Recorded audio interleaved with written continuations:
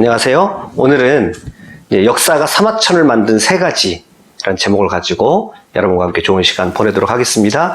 사마천에 관한 이야기는 강의를 쭉 하면서 정작 많이 드리지 않은 것 같아서 그의 삶을 세 가지 요인으로 그가 그를 위대한 역사가로 만들었던 세 가지 요인들이 있는데요. 그 모습에 대해서 차례차례 오늘 살펴보면서 이 사마천이 어떻게 해서 그런 위대한 역사책을 쓸 수 있었고 그런 위대한 역사가 될 수 있었던지에 대해서 같이 살펴보는 시간 갖도록 하겠습니다. 무엇보다도 사마천을 사마천답게 만드는 것은 그의 아버지 사마담이라고 할 수 있습니다. 사마담의 이제 유언이 그의 가슴에 남았고 그의 평생의 삶의 목표가 되었거든요. 그래서 태사공이라고 부릅니다. 그의 아버지 사마담을요. 그래서 그 사마천의 사기열전이라든지 그 책에 보면 이제 태사공이 말하기를 하고서 논찬을 할 때는 자기 아버지의 이름을 이제 들어가지고 그 책을 사기를 자기 아버지에게 이제 헌정한 그런 분위기를 거기에 듬뿍 실어놓고 있습니다. 그만큼 아버지를 존경했다는 걸 볼 수 있어요. 자, 기원전 145년 중국 전한시대 섬서성 한성시 고문촌 용문체에서 이 사마천이 출생을 합니다. 대대로 이 집안은요, 기록을 담당하는 사관의 집안이었습니다. 그런데 그 당대 사관은요, 단순히 이제 기록만 하는 게 아니라 역사는 물론 천문, 지리, 달력 등 그런 것들 다 제작을 했고요. 기록하는 일도 수행을 했다고 합니다. 그래서 이제 어렸을 때부터 이제 이 사마천은 그런 교육을 받고 자라는데요. 조교 교육을 받아요. 그런데 아버지 사마담은 한무제 시절에 태사령, 사관을 역임을 합니다. 그리고 이 아버지가 죽으면서요, 이제 또 책을 한 30권, 역사 이야기 37권을 남깁니다. 그것은 이제 태사령이 많은 그 역사적인 자료들을 사마천에게 이제 남겨줍니다. 사마천에 남겨주고요. 그 다음에 기본적으로 이제 본기, 세가 또는 표, 이제 서, 그 다음에 열전, 이런 양식들을요, 이게 다 아버지 사마담이 만들어 놓은 틀입니다. 그래서 그 서술 구조를 다 만들어 주고요. 그 다음에 사기 속에 있는 역사 이야기 37편을 아들에게 넘겨줍니다. 그리고 네가 나머지 모든 부분을 완성을 해라. 이렇게 얘기를 하죠. 그래서 사기를 처음에는 사기라고 하지 않았어요. 태사공서다 이렇게 얘기합니다. 이게 자기 아버지에게 헌정했다 이런 말이죠. 자, 그런데 이 사마담에게 문제가 생겼어요. 자, 그 사마천이 36세 때 사마담에게 변고가 생깁니다. 그리고 사관 집안이었기 때문에 이 한무제가 봉선식을 하는데 이 봉선식이 굉장히 참여하고 싶었습니다. 이 사마담이. 그런데 웬일로 이 한무제가요, 이 사마담을 봉선식에서 제해버립니다. 그러니까 사관으로서 이건 되게 모욕적인 일이에요. 그리고 봉선식은 이게 황제가 됐다고 해서 아무나 할 수 있는 일이 아니거든요.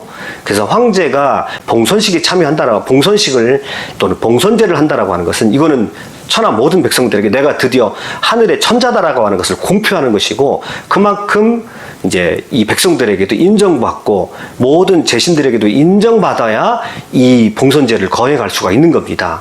그래서 이 봉선제를 제일 먼저 한 사람이 누구냐면 그 유명한 진시황이 이거를 먼저 하거든요. 자, 그래서 사관들에게 있어서 이 봉선식에 참여해서 그거를 기록한다든지 거기에 대해서 느낌을 받는다는 건 이건요, 일생일대 하고 싶은 또는 참여하고 싶은 그런 기회거든요. 그런데 이 한 무제에 의해서 이 사마담이 이 봉선지에서 제거됩니다. 제외가 됩니다. 그래서 이 사람이요, 분통을 터뜨립니다. 낙심하고 분통을 터뜨리면서 사마담이 이게 병이 돼가지고요, 몸이 쇠약해지고 이래 죽게 됩니다. 자, 그래서 너무 충격을 받아가지고 낙심하고 있었을 때, 그때 이제 아들 사마천이 무제의 명을 따라서 이제 파쪽 지방을 평정하는 그냥 군사 사명을 받고 그쪽에 갔다가 돌아오는 길에 이제 아버지 사마담과 같이 만납니다. 그 만남의 장소가 황하와 낙수 중간이라고 해요. 아들의 손을 붙잡고 눈물을 흘리면서 말을 합니다.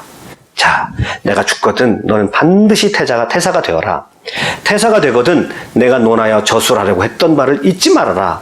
모로 효도란 부모를 섬기는 데서 시작하며 그 다음은 임금을 섬기는 것이고 마지막은 자신을 세우는 것이다. 이 말은 뭡니까? 네가 아버지 유언을 잘 받고 그 사설을 다 편찬을 하는 것은 그것은 나라의 국가에 충성하는 것이고 그것이 바로 아버지에게 효도하는 것이고 그 다음에 그게 바로 너 자신을 세우는 것이다. 이렇게 유언 아닌 유언을 남기게 됩니다. 자, 이때 이 유언을 그대로 받고요, 가슴에 딱 새깁니다. 소자가 영민하지는 못하나 아버지께서 순서대로 정리해 두신 옛 문헌들을 빠짐없이 서술하겠습니다. 라고 그렇게 얘기를 합니다. 아버지의 유언대로 2년 후에 사마천이 태사랑이 됩니다. 그리고 42세 때 역사서를 편찬하는 것을 드디어 시작을 합니다. 사마천에 있어서 사마천의 정체성을 결정하는 가장 중요한 것은 아버지, 사관이었던 태사령이었던 아버지로부터 받은 유언이죠. 그가 너가 역사책을 완성해라. 그리고 모든 데이터와 모든 자료들을 아버지가 다 그 아들에게 남겨줬기 때문에 이 아들 사마천에게 있어서 이 아버지라고 하는 존재는 이제 자신의 꿈이자 자신의 인생의 목표가 되어버린 거죠. 자, 그래서 이 사마천에게 아주 굉장히 귀중한 영향을 줬던 제일 중요한 요인은 아버지 사마담의 이제 유언이라고 할 수 있겠습니다. 자, 그 다음에 이 아버지가 또 하나 아들에게 선물처럼 주고 간 것이 있는데 그것이 뭐냐면 20살 때 아버지 사마담이 이제 이 사마천을 전국 여행을 시키게 됩니다. 자, 근데 이것은 이제 사관으로서의 그의 견문을 넓혀주고자 하는 아버지의 의도가 담겨져 있죠. 사마천이 태사공자에서 이렇게 말합니다. 태사공자서라는 것은 태사공이 스스로에 대해서 자기에 대해서 이제 기록한 책인데 맨 마지막에 사기 130권의 맨 마지막에 기록이 되어 있어요. 그러니까 태사공자서에서 이렇게 고백을 합니다. 나는 용문에서 태어나 하산의 남쪽에서 농사를 짓고 목축을 했다. 그러니까 별로 그렇게 잘 살지는 못했어요. 나이 10살에 고문을 외웠어요. 그러니까 조기교육을 받은 거죠. 그리고 20살에 남쪽으로 가서 강수와 회수를 유람했다. 그리고 자기가 이제 유람한 곳을 쭉 얘기합니다. 그래서 가는 곳마다 사마천이 물어보고 탐구하고 역사가적인 안목으로 또는 전쟁이 있었던 그 자리들을 다 일일이 꼼꼼하게 다 찾아가 봅니다. 우리가 사기열전을 읽어보면요, 그가 그렇게 현장을 다녀보지 않고서는 그런 생생한 표현이 나올 수가 없을 정도로 자세하게 그런 표현들을 하는 것을 볼 수 있습니다. 그리고요, 이렇게 여행을 쭉 합니다. 그래서 역사가로서의 견문을 그가 넓히게 돼요, 20대 때. 그 다음에요, 나중에 낭중이 되어가지고 황제의 명령에 따라서 이제 파촉지방, 그리고 그 밑에 있던 지금으로 말하면 온남성까지 그쪽까지 다 이렇게 탐방할 수 있는 기회가 있었습니다. 이것을 지도로 보면요, 이게 사마천에 여행했던 그런 지도거든요.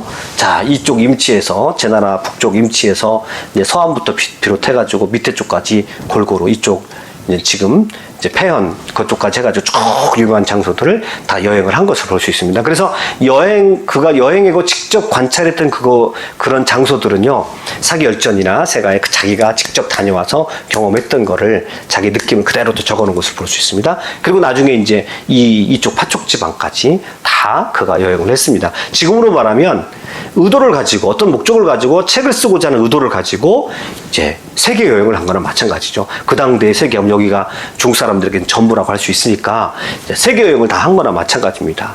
재밌는 것은요, 사마천이 역사가로서 20대 때 이렇게 여행을 하면서 견문을 넓혔는데 서양의 역사학의 아버지 하면 헤로도토스거든요. 동양의 역사학의 아버지 그러면 사마천이고 서양의 역사학의 아버지 그러면 헤로도토스라고 할 수 있죠. 그런데 헤로도토스도 이제 여행을 해서 자기 발로 뛰면서 수많은 이야기들을 체증을 해서 이제 헤로도토스가 자기 책 역사라는 책을 쓰게 됩니다.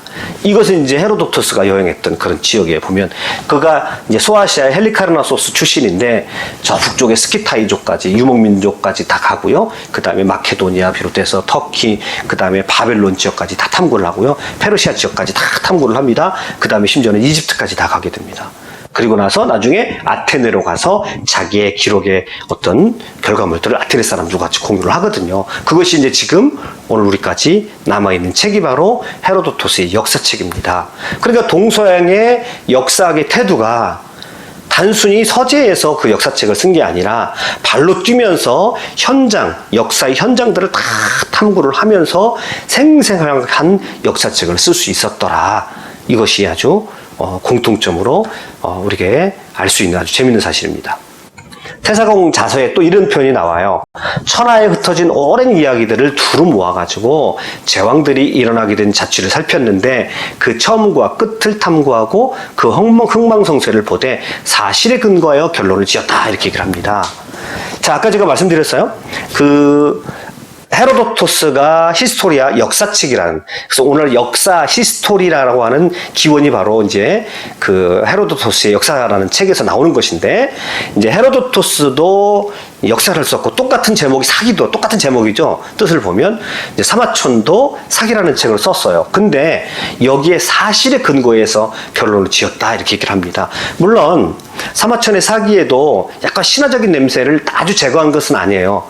그런데 사실성이라는 측면에서 이 두 책을 비교하면요, 이 헤로도토스 역사책은요 사마천의 사기를 상대가 되지 않습니다. 또 사마천의 사기를 여러 측면에서 우리가 평가할 수 있는데요, 역사학이라는 면에서도 평가할 수 있지만 이 문학이라는 면에서도 평가를 하면요 대단히 중요한 탁월한 그런 문학서입니다.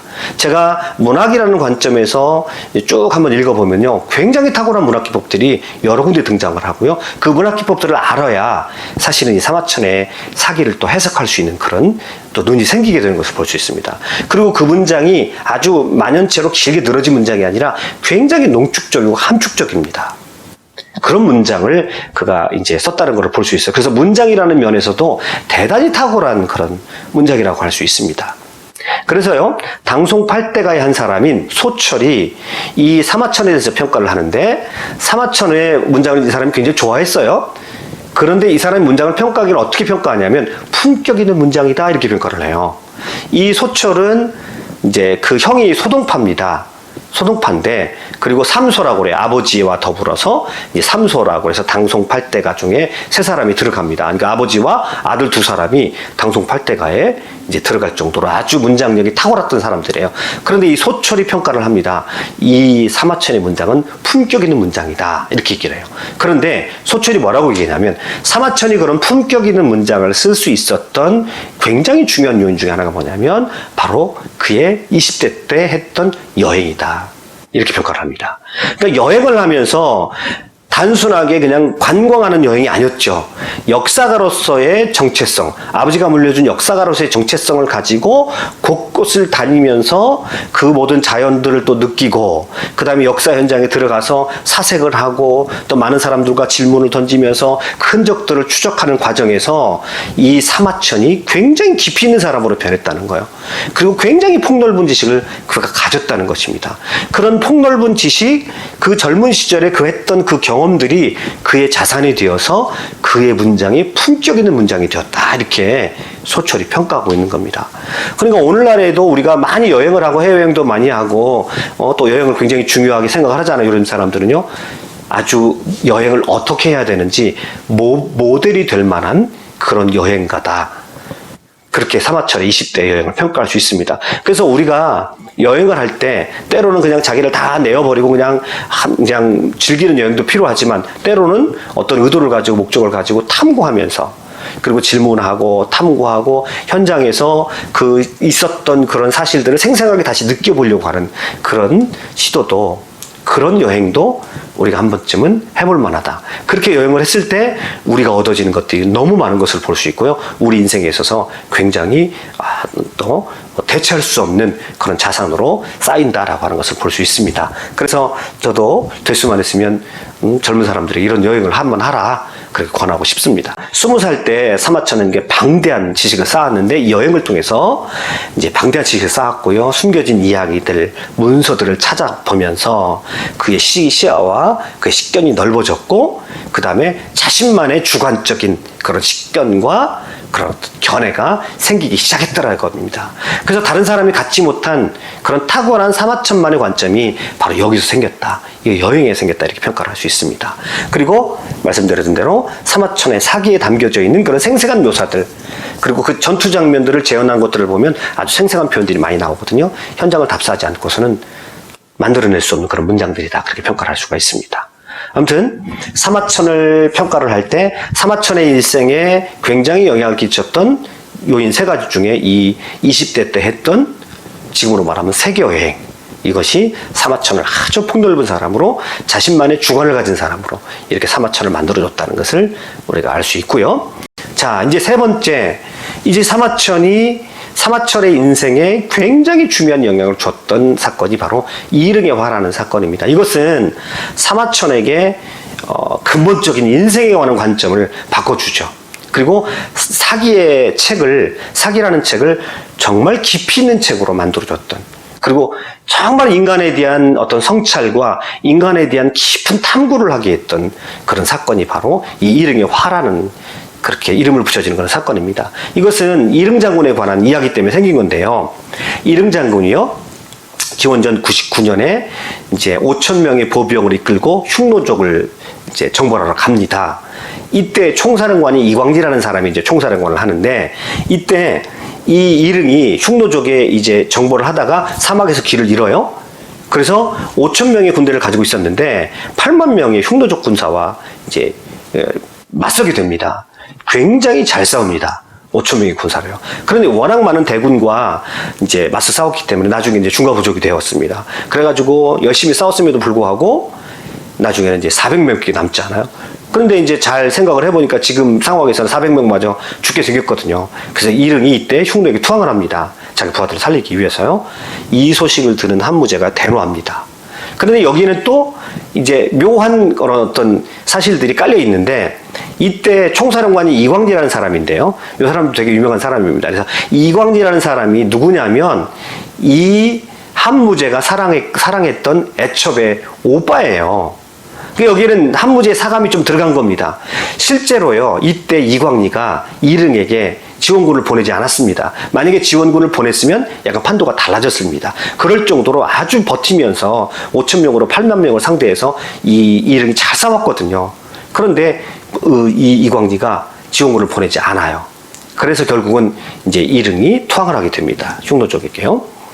자, 그때 조정에서 이 사건을 듣고요, 이릉이 이제 투항했다는 소식을 듣고요, 이제 조정에서는 이제 이 이릉을 탄핵하는 그런 상소들이 막 올라가고요, 이 한무제는 그것을 또 이제 허용을 하는, 그리고 자기의 이제 처남격이죠, 이광리를 보호하기 위한 그런 이제 그 한무제의 마음도 거긴 들어가 있어요. 그리고 신하들도 그걸 잘 알고 있었어요.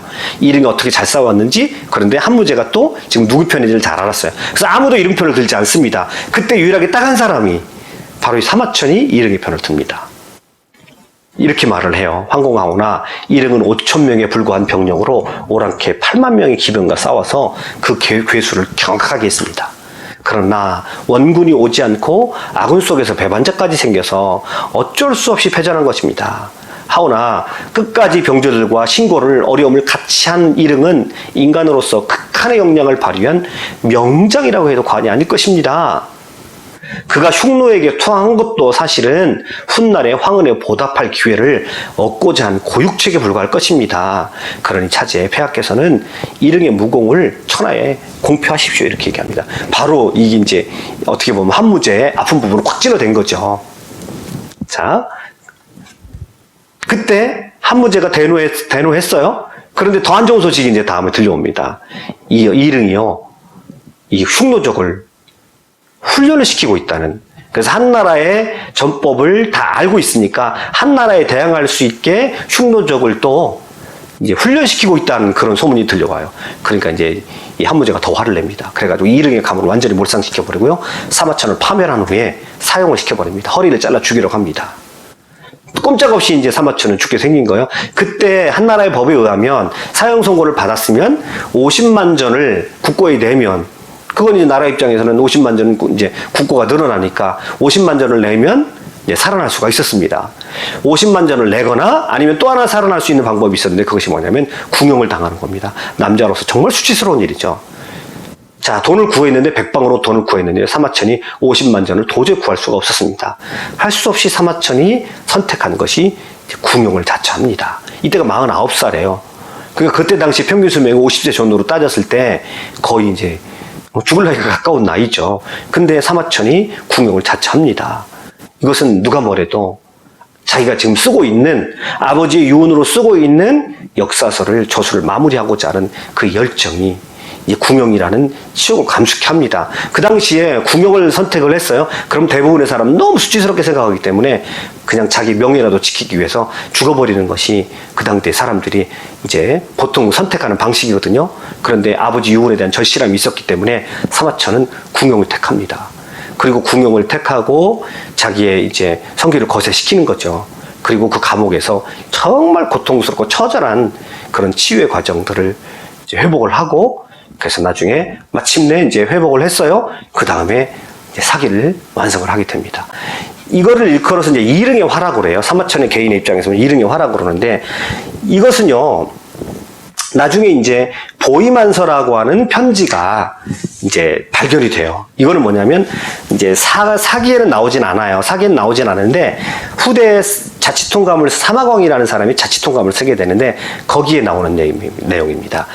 그때 이만이라는 사람이 사마천에게 편지를 쓰는데 그 편지에 대해서 답을 한다는 거예요. 이만이라는 사람이 어떤 일을 인해가지고 이 사람이 감옥에 갇힙니다. 이 사람도 사형에 이제 해당하는 그런 벌을 아마 받았던 것 같아요. 그래서 자기 친구인 사마천에게 이제 자기를 구명해달라고 편지를 보냈는데 그 편지에 이제 답을 보낸 겁니다.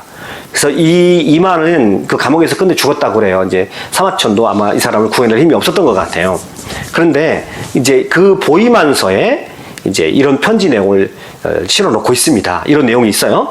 저는 이름과 함께 궁궐에 들어가 벼슬살이를 시작했지만 평소에 서로 잘 알고 지내는 사이도 아니었습니다. 취향이 달라 함께 술을 마신 적도 없고 은근히 교제의 즐거움도 나눈 적도 없습니다. 이렇게 말합니다. 그런데도 왜 그는 이제 이름을 변호했는가? 이 보이만서에 상세하게 실어놓습니다. 그러나 제가 그 사람 때문에 살펴보니 스스로를 지킬 줄 아는 지조 있는 선비였습니다. 부모를 모시는 것은 효성스러웠고 신의로 선비들과 사귀며 재물에 대해서는 깨끗하고 주고받음에 공정함을 지키며 위아래로 사람을 대할 때는 양보할 줄 알고 공손하고 겸손하게 남에게 몸을 낮추었습니다. 또 자신을 돌보지 않고 분발하여 늘 나라 위급함에 못 바칠 생각을 하고 있었습니다. 그가 평소 쌓아둔 바를 보면 나라의 큰 선비로서 기풍이 있다고 시는 생각이기 때문에 그렇게 이름을 변호하려고 했던 겁니다. 라고 보이만서에 실어놓고 있습니다. 그리고 이 이릉이라는 사람은요, 이제 그 족보를 올라가게 되면 진나라 장군 중에 한 사람이었던 맹장이었던 이신의 후예입니다. 이 집안이 또요 군인으로서 명문 가문이거든요. 그의 할아버지가 아마 이광일 겁니다. 이광도 흉노족을 정복할 때 혁혁한 공을 세웠던 사람이거든요. 이제 사마천이 자기 심정을 자기 친구에게 답장하는 그 편지에 아주 피를 토하듯이 써놓고 있습니다.